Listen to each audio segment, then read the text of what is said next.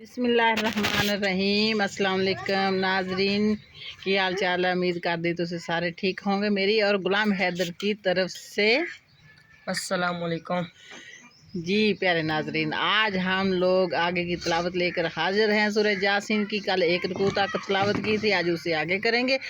امید کرتے ہیں تسی ساری تلاوت قرآن پاک سنتے ہوں گے اور آگے دوسرے تک بھی شیئر کرتے ہوں گے، کیونکہ قرآن پاک کو پڑھنا اور سنانا اور آگے شیئر کرنا بہت زیادہ ثواب کا کام ہے۔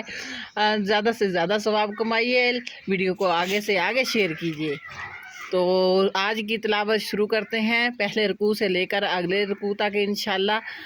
چلے بھی غلام حیدر۔ اعوذ باللہ من الشیطان الرجیم، بسم اللہ الرحمن الرحیم۔ وَاضْرِبْ لَهُمْ أَصْحَابَ الْقَرْيَةِ إِذْ جَاءَهَا الْمُرْسَلُونَ إِذْ أَرْسَلْنَا إِلَيْهِمُ اثْنَيْنِ فَكَذَّبُوهُمَا فَعَزَّزْنَا بِثَالِثٍ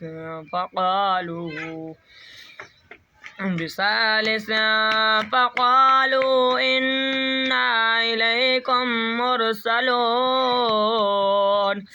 قَالُوا رَبُّنَا يَعْلَمُ إِنَّا إِلَيْكُمْ لَمُرْسَلُونَ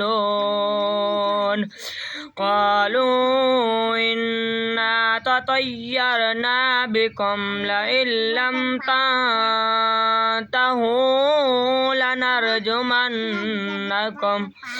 لَنَرْجُمَنَّكُمْ وَلَيَمَسَّنَّكُم مِّنَّا عَذَابٌ أَلِيمٌ قَالُوا طَائِرُكُم مَّعَكُمْ أَئِن ذُكِّرْتُم بَلْ أَنتُمْ قَوْمٌ مُّسْرِفُونَ وَجَاءَ مِنْ أَقْصَى الْمَدِينَةِ يَسْعَىٰ